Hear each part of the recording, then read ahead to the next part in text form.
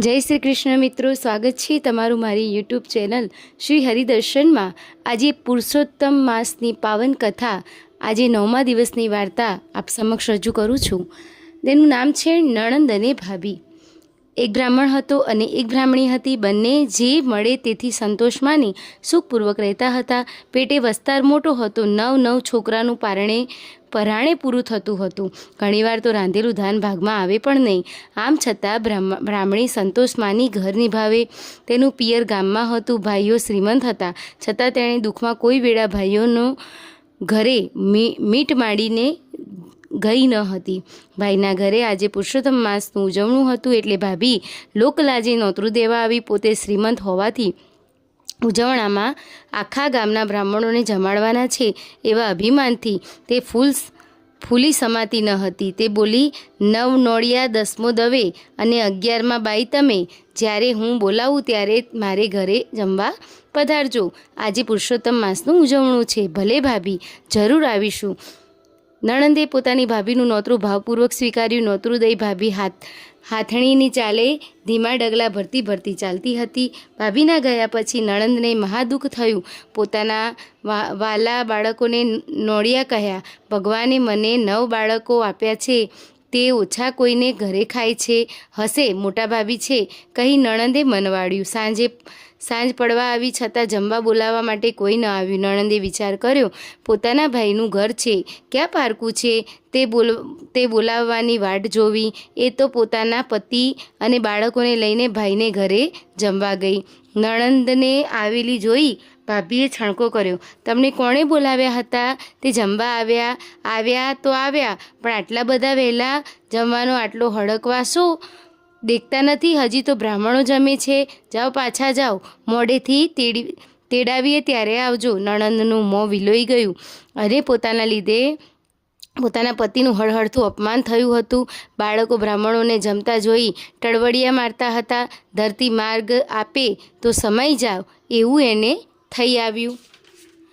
નણંદ તેના પતિ અને બાળકો સાથે પોતાના ઘરે આવી। પતિ પત્ની બંને અને બાળકો નિરાશ થઈ બેઠા હતા। મધરાત થવા આવી। નણંદને વિચાર આવ્યો, આ તો ભગવાન પુરુષોત્તમ રાયનું ઉજવણું હતું। જમવાનું તો ઠીક, પણ એઠવાડ મળ્યો હોત તો પણ પ્રસાદ લઈને પાવન થાત। એ ઉઠી અને સીધી ઉકરડે ગઈ। બ્રાહ્મણોના જમેલા એઠા પતરાળા સાડલે બાંધી ઘરે લાવી અને એમાંથી ચોંટેલો એઠવાડ ભેગા કરી અને બાળકોને જમાડ્યા અને ભગવાનનો પ્રસાદ માની ધણી ધણિયાણી બંને જણ ભાવપૂર્વક જમ્યા। મોડું થઈ ગયું હતું એટલે પતરાળા એમને એમ ઘરમાં પડી રહ્યા દીધા અને નણંદ ભગવાનનું રટણ કરતી સૂઈ ગઈ। નણંદ વહેલી સવારે ગુપચુપ ઉઠી અને પતરાળા ઉપાડવા ગઈ, ત્યાં તો આ શું? બધા પતરાળા સોનાના અને અનાજના દાણા મોતીના। બ્રાહ્મણીને આશ્ચર્યનો પાર રહ્યો નહીં। તેણે પોતાના પતિને જગાડી ભગવાનની કૃપાનું ફળ બતાવ્યું। બંને જણા ભગવાનની કૃપાને લીધે ગાડા ગેલા થઈ ગયા। પતિએ કહ્યું, આપણે ગરીબ બાઈના લીધે વ્રતનું ઉજવણું કર્યું નથી। જો તું કહે તો આપણે પણ બ્રાહ્મણોને જમાડીએ। ધર્મના કામમાં મારી ના હોય। આજે જ નોતરું દઈ આવો, બ્રાહ્મણીએ કહ્યું। બ્રાહ્મણ તો ઘરે નોતરું દઈ આવ્યા। સોનું અને મોતી વેચી સીધું સામાન લઈ આવ્યા અને 5 પકવાનની રસોઈ થવા લાગી। ગામમાં વાત ફેલાણી કે બાપડા રંક બ્રાહ્મણને ભગવાન ફળ્યા। રાતમાં જ તેનું ભાગ્ય ફરી ગયું। એઠા પતરાળા સોનાના થઈ ગયા, એઠવાડના દાણા મોતી થઈ ગયા। ભાભીએ આ વાત જાણી કે એ જ ઘડીએ તે 10 મસ્તાપુરના પેઠે દોડતી આવીને નણંદને ગાળો દેવા લાગી। રાણ ચોરંટી, લાવ મારા પતરાળા, કયા તારા બાપના હતા તે તું લઈ આવી? નણંદે નમ્રતાથી કહ્યું, ભાભી ધીરા પડો, આ પડ્યા વધેલા પતરાળા તમે સુખેથી લઈ જાઓ। ભાભી તો સોનાના પતરાળા અને મોતીના દાણા જોઈને રાજી થઈ ગઈ।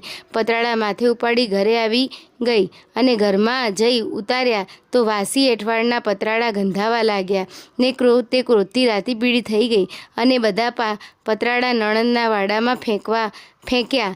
તે જુએ છે તે નણંદ ઘરે બ્રાહ્મણો આનંદપૂર્વક જમે છે ને આશીર્વાદ આપે છે। આવી રસોઈ તો ઘણા દાડે જમ્યા। ભગવાન પુરુષોત્તમ રાય તમારું કલ્યાણ કરો।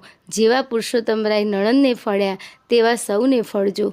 મિત્રો, આ હતી 9મા દિવસની પુરુષોત્તમ માસની વાર્તા. ફરી નવી વાર્તા સાથે મળીશું. ત્યાં સુધી મને રજા આપશો. જય શ્રી કૃષ્ણ.